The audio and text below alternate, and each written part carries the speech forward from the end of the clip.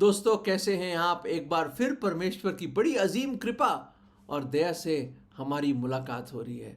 दोस्तों, मैं आपको बताना चाहता हूँ, वेस्ट मैनेजमेंट और ख़ास तौर से जो कूड़ा है ना, इसकी बड़ी भारी प्रॉब्लम है। आपने तो देखा होगा आपकी सोसाइटी में, आपके घर के आसपास कितना कूड़ा पड़ा रहता है। और आपने ये भी देखा होगा, जो मैंने देखा, एक दिन मैं गया था अपनी बेटी को उसके म्यूज़िक क्लास के लिए, और वहाँ पे मैंने गाड़ी में वेट कर रहा था, तो अचानक अचानक ये देखिए मैंने क्या देखा, और ये विचार मेरे मन में प्रभु ने डाला। ये देखिए।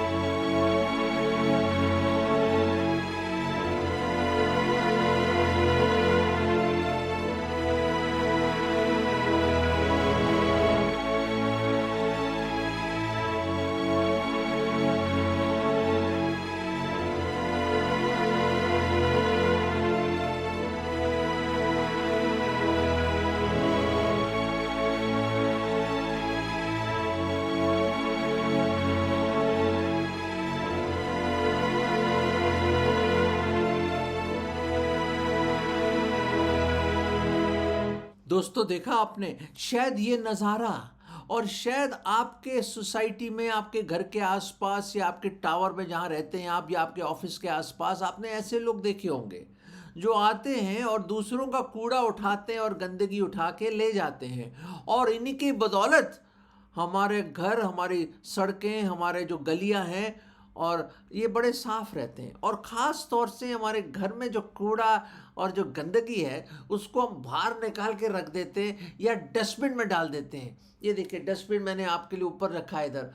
डस्टबिन में डाल के हम ये चाहते हैं कि जल्दी से जल्दी इससे दूर हो जाए, हमारे घर से निकल जाए वो बदबू और वो सारी गंदगी। हम बाहर निकाल दें किचन का सामान, इसका सामान, उसका सामान, जो भी गंदगी, जो भी वेस्ट है, जो गार्बेज है, हाँ जी, जो कूड़ा है, हम उसको निकाल के फेंकना चाहते हैं दोस्तों बाहर।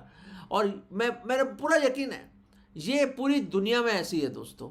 आप एक छोटी सी कुटिया में क्यों ना रहें, या राजमहल में क्यों ना रहें, आप अमेरिका में हो, रशिया में हो, ऑस्ट्रेलिया में हो, बड़े बड़े ग्रेट कंट्रीज में हो, या आप जहाँ भी दुनिया के किसी भी कोने में क्यों ना हो, या किसी जंगल में क्यों ना रह रहे हो, फिर भी आपका जो कूड़ा है, जो गार्बेज है, वो आप नहीं चाहेंगे उस गार्बेज को ले आप और उसको अपने मेंटल पीस पे या दीवारों पे पेंटिंग बना के रखें। उसको, उस गंदगी को आप उसकी बड़े अच्छे अच्छे चीज़ें बना के उसको आप रखें सामने टेबल पे।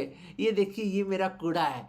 कभी आपने देखा है, देखिए सुनिए, कभी देखा है किसी डस्टबिन को आदमी बड़े चमका चमकू के ऊपर रखे, टेबल के ऊपर उसको सजा के रखे, डस्टबिन को जिसमें कूड़ा जाता है? आप भी कहेंगे कैसी बात कर रहे हैं एल्फ्रेड सर। दोस्तों, मैं बताना चाहता हूं, ये एक वर्ल्ड वाइड फिनोमिना है। ये तो बच्चा भी जानता है, और बच्चों को सिखाया जाता है, कई दफा मार मार के भी सिखाया जाता है। अरे टॉफी का रैपर उठाओ, डस्टबिन में डालो। अरे पेंसिल घर रहे हो और जो नीचे गिर रहा है उसको उठा के डालो उसके अंदर। अरे कागज फेंक दिए इधर, उठा के डालो उधर। बिस्किट खाया, उसका रैपर यही छोड़ दिया, उठा के डालो उसमें। या हम देखते हैं कि किस तरह रोज़ जो झाड़ू पोछा होता है उसकी गंदगी भी उठा के डस्टबिन में डाली जाती है। दोस्तों, ये एक सिंपल चीज़ है जो शायद कोई पढ़ा लिखा और पढ़ाई लिखाई की ज़रूरत नहीं है इसको समझने के लिए, कोई डिग्रियाँ लेने की ज़रूरत नहीं है। ये एक लाइफ है, ये हमारे रोज़मर्रा की एक ज़िंदगी का पहलू है ये, कि जो गंदगी है, गार्बेज है, उसको निकाल के हम बाहर फेंक देते हैं। इस पे मुझे एक विचार आया, और एक छोटी सी कहानी मैं आपके सामने रखना चाहता हूँ। अर्ज़ किया है, वो कहानी ये है, एक छोटा सा एक शहर था। उस शहर में और एक छोटे से एक जगह थी, एक राज्य था। वहाँ पे लोग एक दूसरे से खूब झगड़ा भी करते रहते थे, और एक अमन और शांति से नहीं रहते थे वो। पर वही होता था कि जो क्या लिया, कूड़ा लिया, दूसरे के घर में फेंक दिया। आपने भी देखा होगा ये। अरे वो कूड़ा लिया और गंदगी ली, दूसरे के घर के गार्डन में डाल दी। या उसके पिछवाड़े में पीछे के जो बैकयार्ड में डाल दिया। हम देखते हैं कई लोग ऐसे ही करते हैं, अपना कूड़ा उठा के दूसरे में डाल देते हैं। हुआ ये कि वहाँ पे एक छोटे से जगह में वहाँ पे एक ही आदमी आया करता था रात को, और रात को वो बूढ़ा आदमी आता था और बड़ा सा उसके पास एक व्हील बैरो टाइप की चीज़ थी जिसमें वो सामान सारे लोग अपना कूड़ा बाहर रख देते थे और उठा के ले जाता था। वो किसी ने कभी पूछा नहीं ये कौन इंसान है, ये कहाँ से आता है और कहाँ चला जाता है और ये कूड़ा कहाँ जाके फेंकता। पर क्या है कि बेचारा झाड़ू वाड़ू लगाता है, साफ सूफ करता है उन गलियों के पास, और वो गलियाँ राजमहल के पास थी, इसलिए बड़ा ज़रूरी था कि वो साफ़ हो वो जगह, क्योंकि राजा साहब को अगर पता चल जाए कि भाई यहाँ कूड़ा पड़ा है, गंदगी पड़ी, तो लोगों को मार पड़ेगी और शायद सज़ा भी हो जाएगी। तो क्या होता था कि वो राजमहल की तरफ से आता था, राजा की तरफ से, और वो सारी जगह बेचारा साफ़ करता। सुबह हो जाती थी और सुबह चला जाता था। वो दिन के वक्त वो शायद अपना कोई काम करता था और रात को आके करता था। लगता है कि बड़ा गरीब सा इंसान है, मुस्कुरा देता है, बस वो जो मर्जी उठाना है उठा लेता है वो, और जो गंदगी उठा लेता है जैसी चीज़ है उठा लेता है, कभी मना ही नहीं करता वो इंसान। तो क्या हुआ, ऐसे महीने और हफ्ते और महीने और कई साल ऐसे निकल गए, किसी ने कभी पूछा ही नहीं कि ये कौन इंसान है, मिस्ट्री मैन। वो आता है रात को, कूड़ा उठाता है और अपने सामान में रखता है।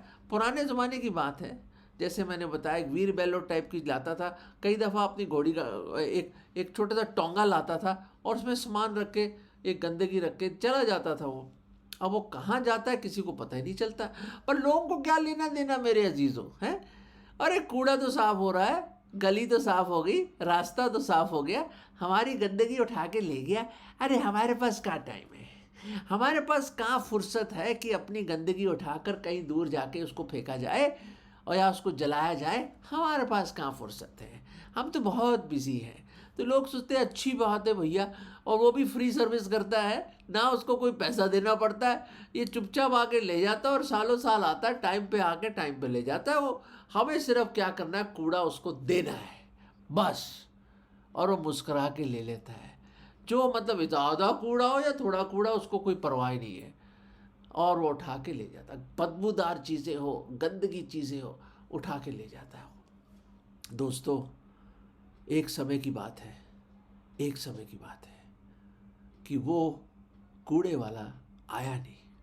परेशान हो गए लोग, बड़े परेशान हो गए। अरे लोगों के ढेर लग गए, डस्टबिन ओवरफ्लो होने लग गए, और लोग के कूड़ा वूड़ा उठाने, बदबू हो गई, मक्खियाँ आ गई, सब तरह के गंदगी हो गई, और कोई आ ही नहीं रहा साफ करने के लिए। परेशान हो गए लोग, परेशान हो गए दोस्तों, और उन्होंने कहा राजा साहब के पास जाना पड़ेगा। पुराने वक्तों की बात है ये, राजा साहब के पास जाना पड़ेगा।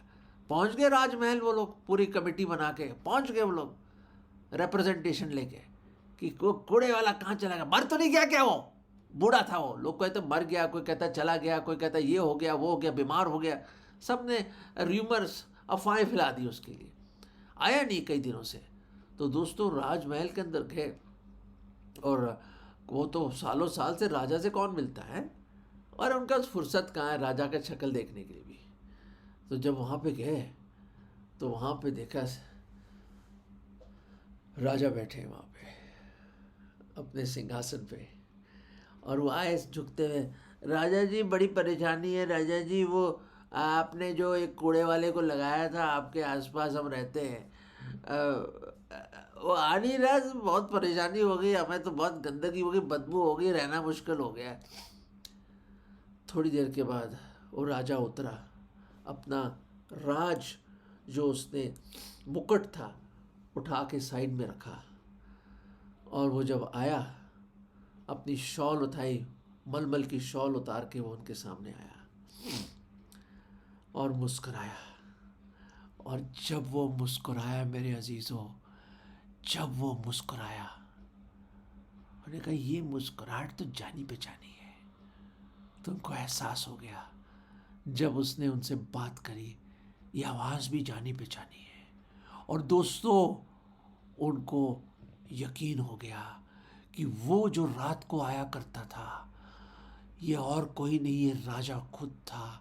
अपना भेष बदल के वो आता था और हमारी गंदगी, हमारा कूड़ा उठा के ले जाता था वो।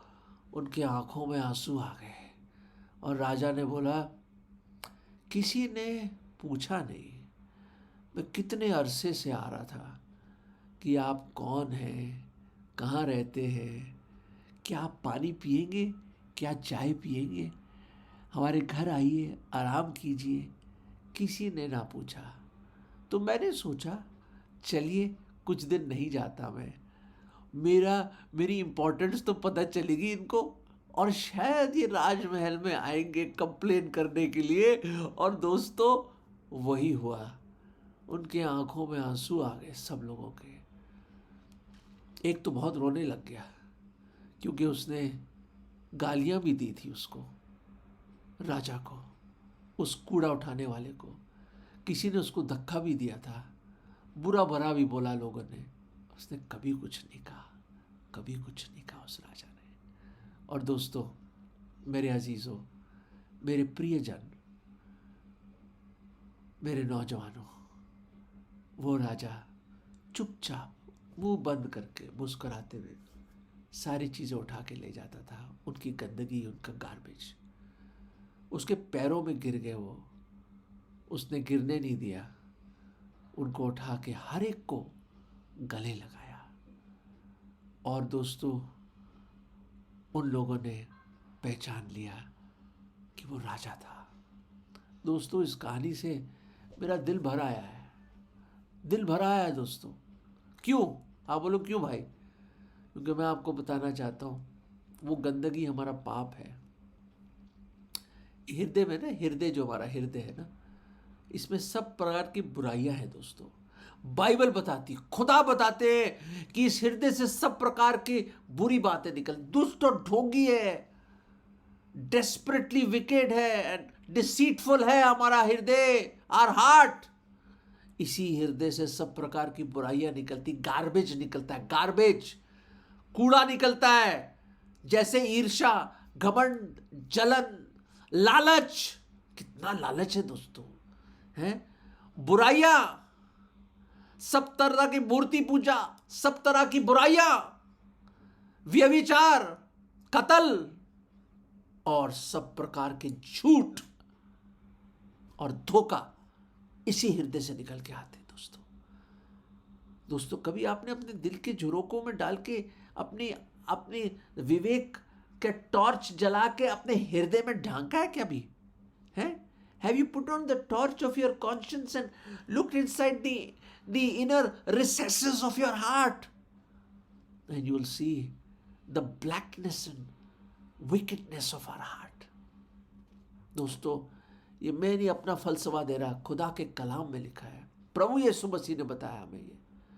और बाइबल बताती है, खुदा का कलाम, जीवत कलाम बताता है कि हर एक ने पाप किया है, हर एक उसकी महिमा से गिरा हुआ है। कोई नेक, कोई धर्मी, कोई राइचस नहीं है मेरे अजीजों, कोई राइचस नहीं है दोस्तों।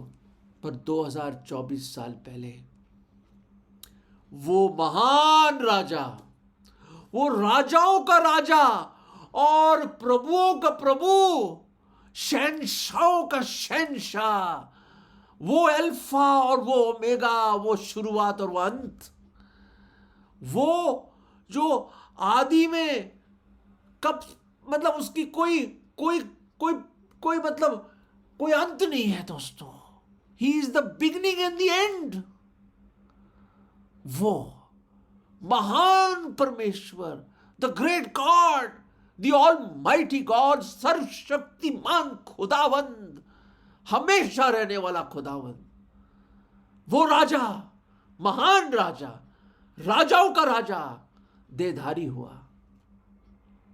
इमैनुअल बताया गया, परमेश्वर हमारे संग, अपने महिमा, अपना सिंहासन, अपना सब कुछ छोड़ के खाली हो गया, एम्प्टीड हिमसेल्फ, चरनी में पैदा हुआ और हमारे बीच में डेरा किया।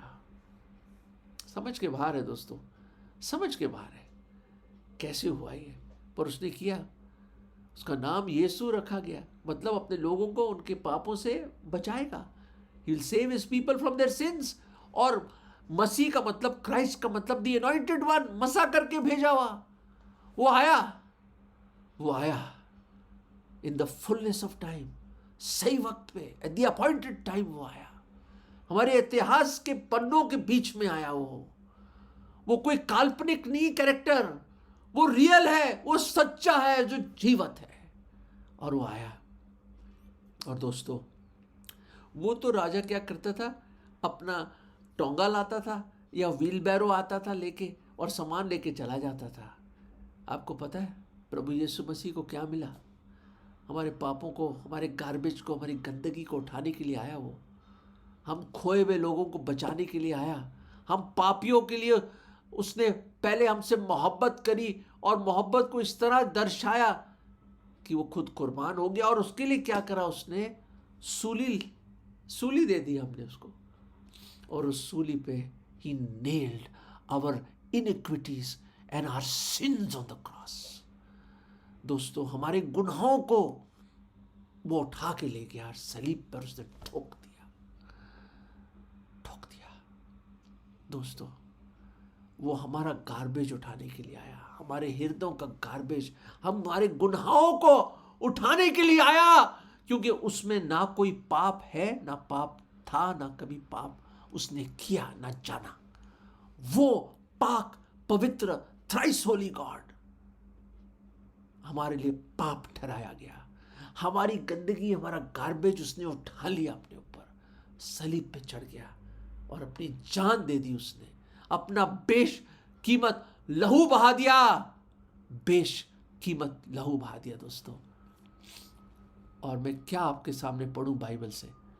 यशाया 53 में पढ़ना चाहता हूं, आइज़ाया चैप्टर 53। बहुत खूबसूरत है। प्लीज आप कहीं मत देखिए इधर, प्लीज इस पे तवज्जो दें। ये खुदा का बेशकीमत अनंत काल से रहने वाला वचन मैं पढ़ रहा हूं, परमेश्वर के अब्दी कलाम से। और ये वचन इस तरह है, 53 यशाया, और मैं पढ़ रहा हूं 4 पद से। निश्चय उसने हमारे रोगों को सह लिया और हमारे ही दुख को उठा लिया, तो भी हमने उसे परमेश्वर का मारा, कूटा और दुर्दशा में पड़ा हुआ समझा। 5वां पद, परंतु वो हमारे ही अपराधों के कारण घायल हुआ और हमारे अधर्म के कामों के कारण कुचला गया। हमारी शांति के लिए उस पर ताड़ना पड़ी और उसके कोड़े खाने से हम लोग चंगे हो जाएं। हम तो सब के सब भेड़ों के समान भटक गए थे, हमने से हर एक ने अपना अपना मार्ग लिया, और यहोवा ने हम सबों के अधर्म का बोझ उस पर लाद दिया। The Lord laid on him the iniquity of us all.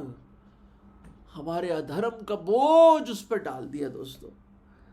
और यूहन्ना के पहले अध्याय में यूं लिखा है मेरे अजीजों, यूहन्ना के पहले अध्याय में जब यूहन्ना बपतिस्मा देने वाले ने जब खुदावंद यीशु मसीह को देखा अपने पास आते हुए, और उसने यूं कहा, और इस तरह से उसने लिखा कि behold the Lamb of God who takes away the sin of the world। पहला अध्याय वर्ष 29 में लिखा है, जॉन 1:29, और उसमें लिखा है, देखो ये परमेश्वर का मेमना,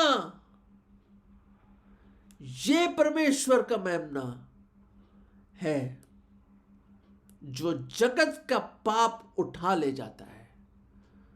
जगत का पाप उठा ले जाता है।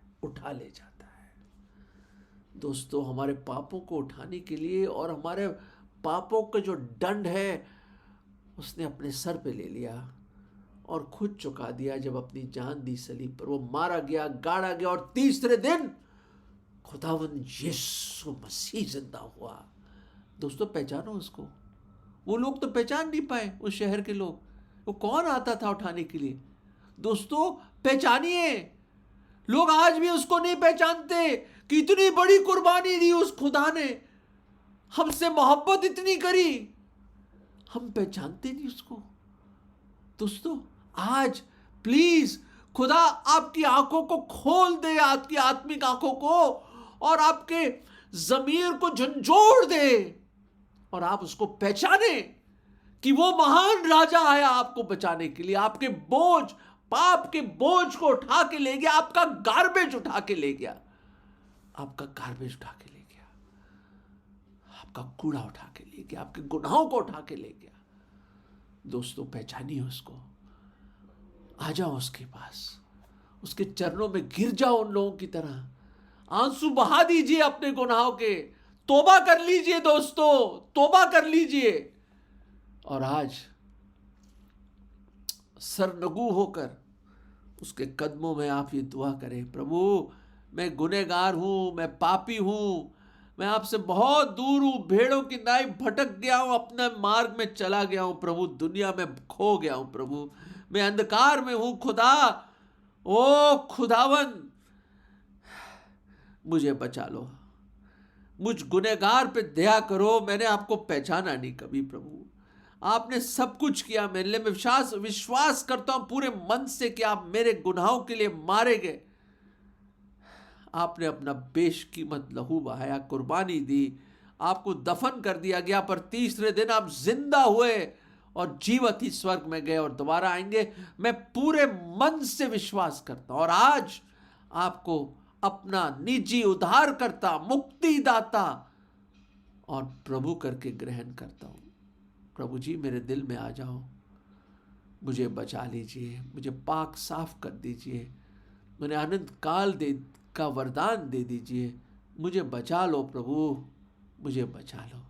मैं आपको धन्यवाद करता हूं कि मेरे गुनाहों का बोझ उठाने के लिए आप इस दुनिया में आए और कुर्बान हो गए और जिंदा हुए और दोबारा आएंगे। ये विश्वास की प्रार्थना मैं प्रभु यीशु मसीह के मुबारक नाम में मांगता हूं, आमीन। दोस्तों, अगर आपने ये प्रार्थना करी है, अगर आपने सच्चे मन से प्रार्थना करी है, दोस्तों, आपके पाप का बोझ हट गया, हट गया, हट गया। क्यों? क्योंकि उसने आपके सारे गुनाहों का बोझ की जो सजा है अपने ऊपर लेकर चुका दी, वो महान कर्ज चुका दिया, ताकि जो कोई उस पर विश्वास लाए, जो कोई ईमान लाए, जो कोई अंगीकार करे, वो बचाया जाएगा। दोस्तों, आज अपना जीवन उसको दे दीजिए, अपना जीवन, जो भी गुनाह है, जैसे भी गुनाह है, देखिए उसको दे दीजिए। जैसे ये डस्टबिन का मुंह हमेशा खुला रहता है, जो डालना डाल दो। आज परमेश्वर कहता है, अपना जीवन मुझे सौंप दो, अपना जीवन मुझे दे दीजिए। दोस्तों, क्यों ये बोझ, ये गंदगी, ये गार्बेज लेके बैठे हैं आप? दे दो, छोड़ दीजिए, ग्रहण कर लीजिए, आज़ाद हो जाइए और उसके संतान बन जाइए। प्रभु आपको बहुत आशीष दे। God bless you.